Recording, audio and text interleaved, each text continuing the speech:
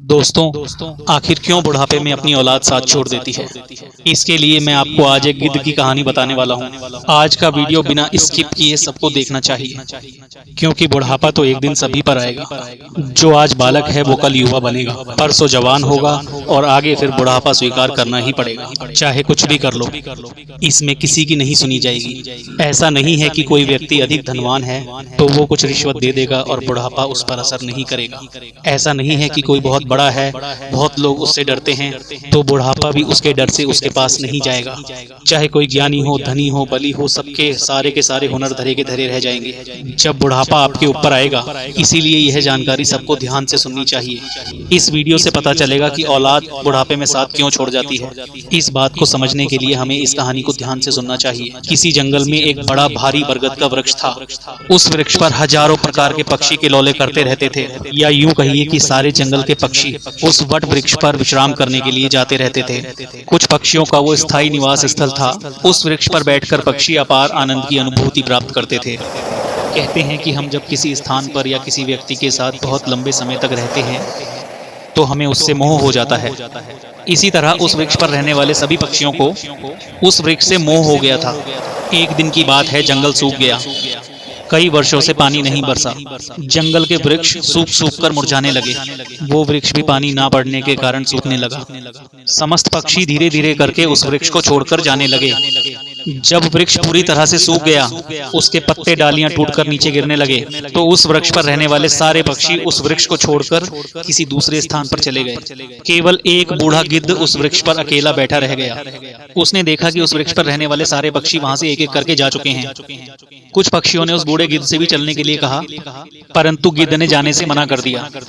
गिद्ध ने सोचा कि मेरा जन्म इसी वृक्ष पर हुआ है, इसी वृक्ष पे मैं खेल कूद कर बड़ा हुआ हूँ। मेरे जीवन के सारे सुख मुझे इस वृक्ष ने दिए हैं। आज जब इस वृक्ष के ऊपर विपत्ति है तो मैं इसको इस मुसीबत में छोड़कर अकेला कैसे जा सकता हूँ? इस वृक्ष ने मुझे पाल पोस कर बड़ा किया है, दुख सुख में मेरा साथ दिया है। मैं इस वृक्ष का ऋणी हूँ। मैं मरकर भी इस वृक्ष को छोड़ के नहीं जाऊंगा। वे लोग बड़े खुदगर्ज होते हैं जो अपने माँ बाप को छोड़कर चले जाते हैं या परदेश में रहकर अपना जीवन सुखी से बिताते हैं। घर पर अपने वृद्धजनों को भूल जाते हैं। ऐसी संतान के ऊपर धिक्कार है जो अपने माँ बाप के बुढ़ापे का सहारा नहीं बनते। एक बार सोचो, जब तुम छोटे थे तो क्या तुम्हारे माँ बाप ने तुम्हारा साथ छोड़ा था? क्या जब तुम बीमार पड़े थे तो क्या वो तुमको छोड़कर कहीं गए थे? या फिर तुमने कभी किसी के साथ झगड़ा किया हो और तुम संकट में फंस गए तो क्या उस सिचुएशन में तुम्हारे माँ बाप ने तुम्हारा साथ छोड़ा था? जब उनके मन में कुछ अच्छी चीज खाने की इच्छा उत्पन्न हुई थी तो क्या उन्होंने कभी ऐसा किया कि उन्होंने अकेले खाई हो और तुम्हें ना दी हो? नहीं। आज जब माँ बाप बूढ़े हो गए हैं तुम्हें उनसे घृणा होने लगी। तुम्हारे लिए उन्होंने इतना किया और तुम उनके लिए इतना भी नहीं कर सकते कि तुम उनकी बुढ़ापे की लाठी बन जाओ। तो दोस्तों, उस गिद्ध ने मरते दम तक उस वृक्ष का साथ ना छोड़ने की कसम खाई। कुछ दिन और बीते तो वृक्ष बिल्कुल झरझर हो गया। उसे दीमक खाने लगी, लेकिन गिद्ध फिर भी उसे छोड़कर नहीं गया। दिन में थोड़ा इधर उधर घूम के आता था और अपना भोजन जुटा लेता था, और शाम होने पर उसी सूखे हुए वृक्ष पर आके बैठ जाता था। उसी तरह से कई रोज बीत गए। जो पक्षी उसको छोड़कर किसी दूसरे स्थान पर चले गए थे, उन्होंने सोचा गिद्ध अभी भी उसी सूखे वृक्ष पर बैठा रहता है, क्यों ना हम सब मिलकर उनके पास चलें और उन्हें समझा बुझाकर अपने पास वापस ले आएं। यही सोचकर कुछ पक्षी बूढ़े गिद्ध के पास गए और उन्हें अपने साथ चलने के लिए आग्रह किया। कहने लगे, गिद्ध काका, आप कहाँ इस सूखे वृक्ष पर बैठे रहते हैं? इस वृक्ष का जीवन खत्म हो चुका है। मरे के साथ में मरना कहाँ की समझदारी है? कहते हैं कि वही जीविका श्रेष्ठ है जहाँ धर्म की हानि ना हो। ये वृक्ष बिल्कुल झरझर हो गया है। दीमक इसे रात दिन खाई जा रही है। किसी दिन हवा के तेज झोंके से ये पेड़ पूरा गिर जाएगा और नष्ट हो जाएगा।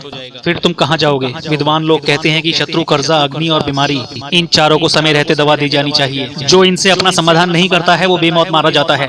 किसी तरह तुम्हें भी इस वृक्ष को छोड़कर किसी दूसरे स्थान पर अपना निवास स्थान बना लेना चाहिए। दोस्तों, समक्ष पक्षियों के समझाने के बाद भी गिद्ध उस वृक्ष को छोड़ने के लिए तैयार नहीं हुआ। कहने लगा, भाइयों, ये वृक्ष मेरे माँ बाप के समान है। मेरे माता पिता मुझे जन्म देकर इस वृक्ष पर छोड़कर चले गए थे। उनके जाने के बाद मैं इसी वृक्ष पर खेल कूद कर बड़ा हुआ। जीवन के सारे सुख मैंने इसी वृक्ष पर पाए हैं। बचपन से लेकर बुढ़ापे तक का सफर मैंने इसी वृक्ष पर तय किया है। अब इस मुश्किल घड़ी में मैं इसका साथ छोड़कर कैसे चला जाऊं? ये मेरी जिंदगी की सबसे बड़ी भूल होगी। कहते हैं कि भक्त, सेवक और शरणागत जो ये कहता हो कि मैं आपका ही हूँ, इन लोगों को संकट पड़ने पर भी नहीं छोड़ना चाहिए। जो इन्हें संकट में छोड़ के जाता है उन्हें बहुत बड़ा पाप लगता है, और जिसने अपना पालन पालन पोषण किया हो, सुख दुख में साथ ना छोड़ा हो। और यदि कोई व्यक्ति ऐसे माँ बाप को अगर छोड़ता है तो वो एक संगीन अपराध करता है। उन संतानों को कभी भी मनुष्य का जन्म नहीं मिलता। गिद्ध ने कहा, मैं अपनी मृत्यु तक इसी वृक्ष पर रहूंगा, आप लोग जाइए यहाँ से। गिद्ध की बात सुनकर सारे पक्षी निराश हो जाते हैं और वे लौटकर चले जाते हैं। कुछ तो बूढ़े गिद्ध को ये भी कहने लगे कि अब तो उम्र के साथ साथ इसकी भी बुद्धि सठिया गई है, इसलिए उसे हमारा समझाना अच्छा नहीं लगता। अगले दिन फिर कुछ पक्षी उसे समझाने के लिए आए, लेकिन उसने जाने से फिर मना कर दिया। इस बार सारे पक्षी लौटकर अपने घर नहीं गए, वे सीधा इंद्र के पास पहुंचे और वहां जाकर उन्होंने उनको सारी बात बताई। भगवान, हम जिस वन में रहते हैं वहां पर कई वर्षों से पानी नहीं बरसा है। पूरा जंगल पानी से सूख चुका है, पेड़ पौधे सब कुछ सूख चुका है।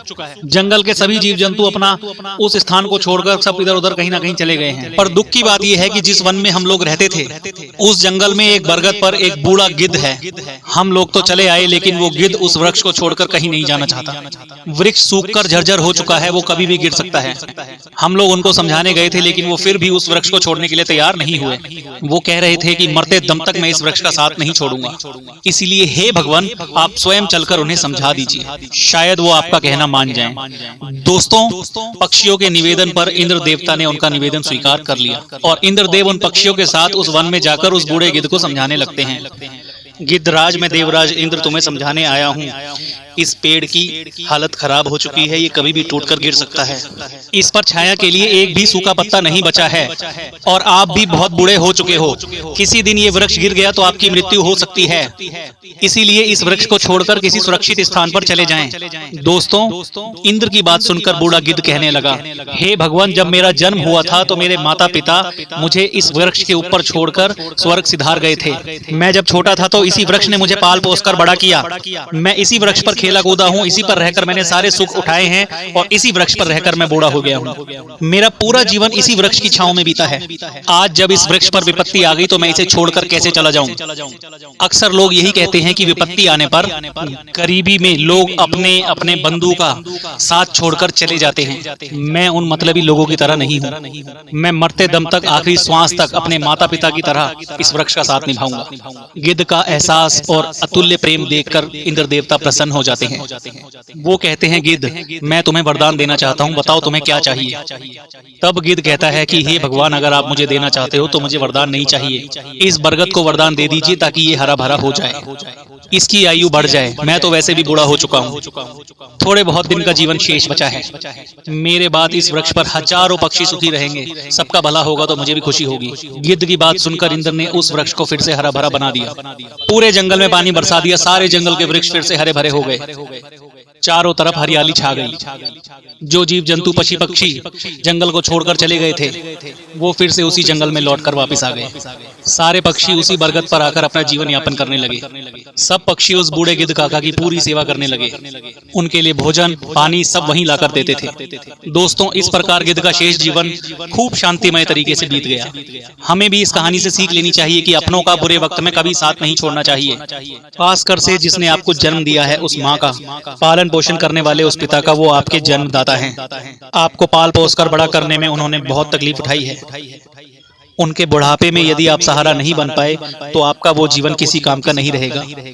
दोस्तों, अगर आपको ये वीडियो पसंद आया हो तो वीडियो को लाइक करना और चैनल को सब्सक्राइब जरूर करना।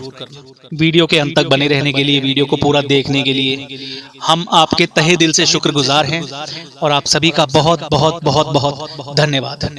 Thank you so much.